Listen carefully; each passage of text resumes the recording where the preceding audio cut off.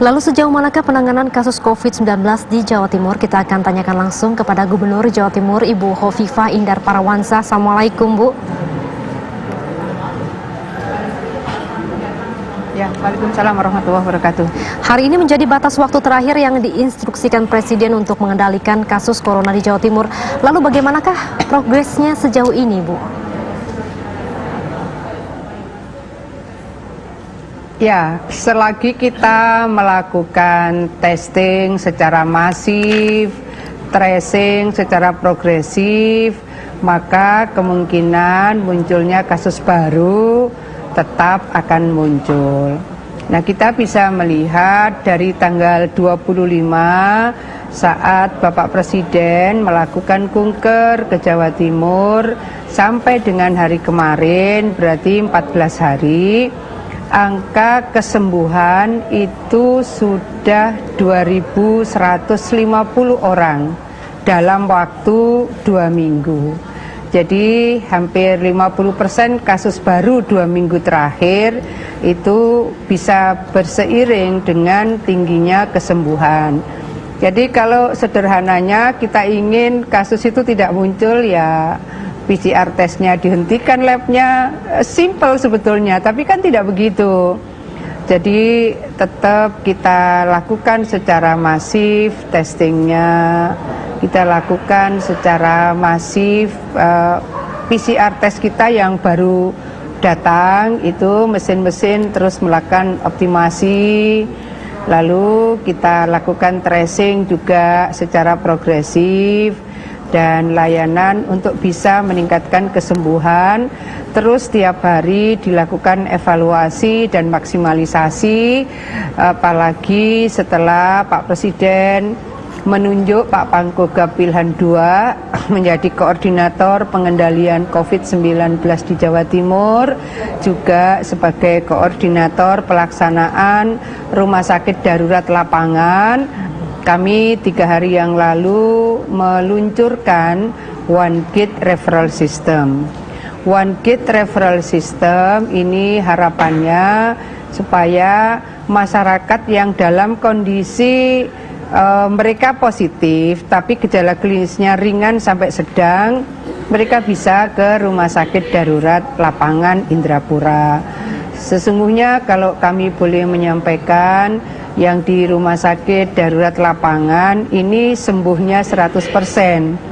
Sekarang memang masih ada yang dirawat 107 pasien, tapi alhamdulillah zero mortality di rumah sakit darurat lapangan Indrapura.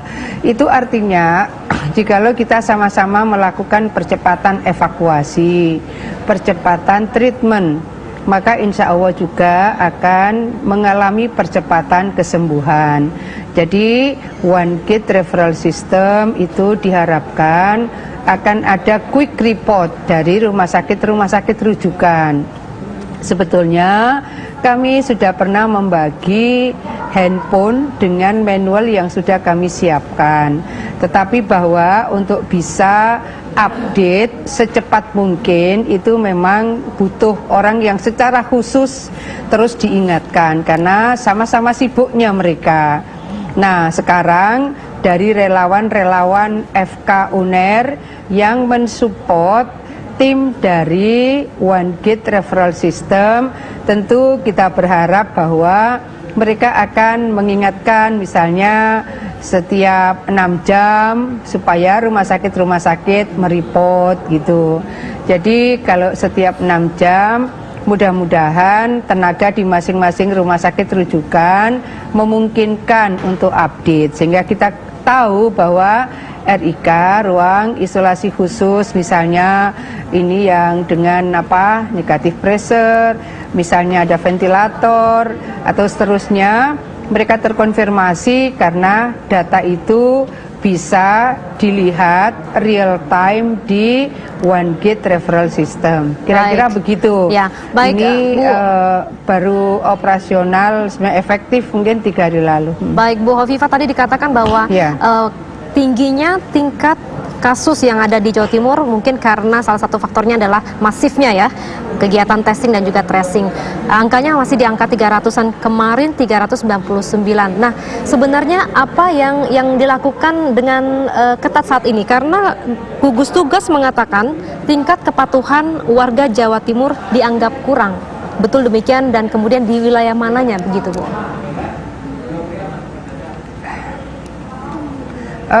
Tadi mungkin juga jam-jam sekarang masih berjalan. Kita melakukan media gathering yang online, yang cetak, TV, radio. Alhamdulillah para senior-senior jurnalis juga hadir. Kita ingin kembali mengedepankan pentingnya pentahelix. Pada saat Pak Menko PMK 3 hari lalu beliau hadir kunker ke Jawa Timur, juga mengajak 58 rektor PTN maupun PTS se-Jawa Timur untuk bersama-sama menguatkan partnership. Jadi kalau pentahelix ada pemerintah, ada non-government terutama private sector, ada akademisi, ada awak media dan masyarakat itu sendiri. Ini yang harus terus dikomunikasikan, terus dimaksimalkan, bahwa di tengah-tengah masyarakat. Tadi saya memberikan beberapa contoh pada saat kita melakukan media gathering. Saya bilang bahwa contoh yang saya tunjukkan di salah satu video yang sempat viral, waktu itu juga yang memviralkan juga TV One. Saya bilang ini sepertinya mereka ini bukan niat bangkang, bukan mereka niat melawan, tapi mereka sepertinya belum terlalu paham bahwa untuk melindungi diri mereka perlu menggunakan masker. Jadi hal-hal seperti itu akan menjadi evaluasi kita bersama, betapa bahwa mensosialisasikan di saat mungkin mereka yang jual di pasar suasananya agak pengap atau panas, kemudian mereka sekarang tidak hanya diminta menggunakan masker tapi juga face shield, betapa mengingatkannya itu harus berulang-ulang. Oleh karena itu pernah kita lakukan exercise, mungkin pasar-pasar tradisional bukanya dibatasi waktunya, sehingga proses interaksi itu memang tidak seluas seperti sebelum pandemi COVID, sehingga mereka tetap di dalam perform di mana protokol kesehatan tetap bisa mereka lakukan. Ada yang menggunakan face shield tapi dinaikkan di atas kepala, kan jadi head shield. Pada posisi seperti ini, saya kok merasa ini sebetulnya mereka tidak niat untuk melawan atau membangkang, tapi mungkin betul-betul karena tidak tahu. Hal-hal seperti itu yang tadi juga saya share, ayolah kita cari format mana yang memungkinkan bisa memberikan efektivitas sehingga betul-betul mereka paham bahwa menggunakan masker, menggunakan face shield bagi mereka yang sering berinteraksi dalam sebuah kerumunan dalam waktu yang relatif lama, karena mereka bisa beberapa jam di pasar, maka itu menjadi bagian dari kewajiban untuk melindungi diri dan lingkungannya. Nah, ini kan perlu ada sosialisasi yang terus lebih masif di semua lini, semua level dan seluruh stakeholders, terutama tentu adalah manajemen pasar. Kita sudah disupport, misalnya kelompok Cipayung Plus juga ikut membantu melakukan sosialisasi. Para influencer juga sudah membantu melakukan sosialisasi. Jadi sebetulnya kalau sosialisasi, edukasi dan seterusnya, kita sebetulnya apalagi setelah kunjungan Pak Presiden, relatif halayak misalnya influencer itu juga warganet juga sangat membantu. Cuma mungkin kembali butuh konsistensi untuk terus mengingatkan. Hari ini kita mengingatkan, besok mengingatkan, kalau minggu depan sudah tidak lagi tiba-tiba kemudian lupa maskernya ditaruh di laci, karena ini terjadi. Jadi di laci tempat uang itu, jadi mereka sebetulnya bukan tidak punya masker, tapi maskernya disimpan. Lalu kita kasih lagi misalnya, ya sudah itu mungkin kotor, sekarang ini pakai, besok yang satu dicuci, satu dipakai. Nah, ini sebuah tradisi baru, tatanan hidup baru. Jadi sebetulnya kalau menurut saya, ya inilah new normal. Jadi mereka memang harus mengikuti format-format di mana perlindungan diri ternyata sekarang harus dilakukan dengan berbagai equipment baru, kira-kira begitu. Bu, singkat saja Bu, dari Surabaya, Sidoarjo, Gresik, yang manakah yang masih tinggi tingkat jumlah kasusnya? Tetap sih, Surabaya tertinggi, kedua Sidoarjo, ketiga Gresik. Jadi kalau Surabaya Raya ini tetap masih 66,7%. Posisinya tetap, tapi bahwa saya ingin menyampaikan tingkat kesembuhannya, alhamdulillah sudah makin besar lah angkanya, makin tinggi tingkat kesembuhannya. Kita masih harus terus bergerak untuk memaksimalkan penurunan angka kematian.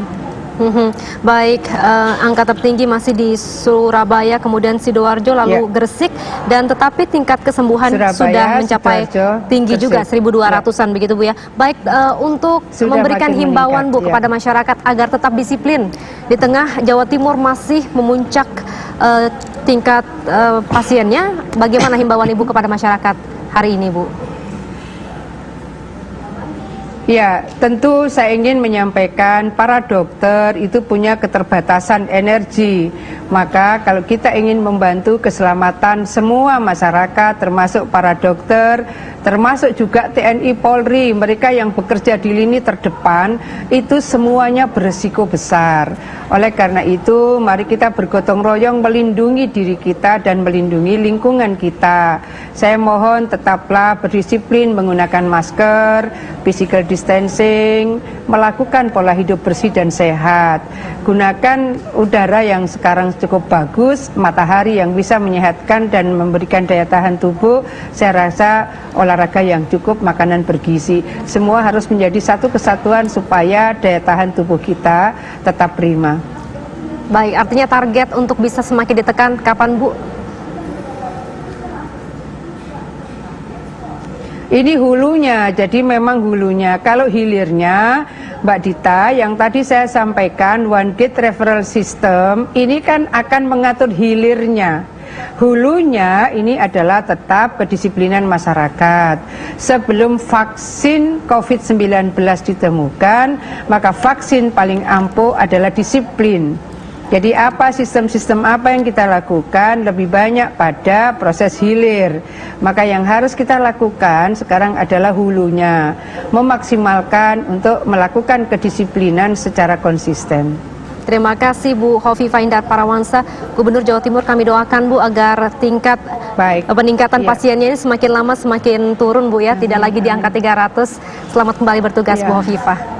Ya, amin. Baik, pemirsa, kami akan hadir kembali informasi selengkapnya hanya di Kabar Khusus TV One.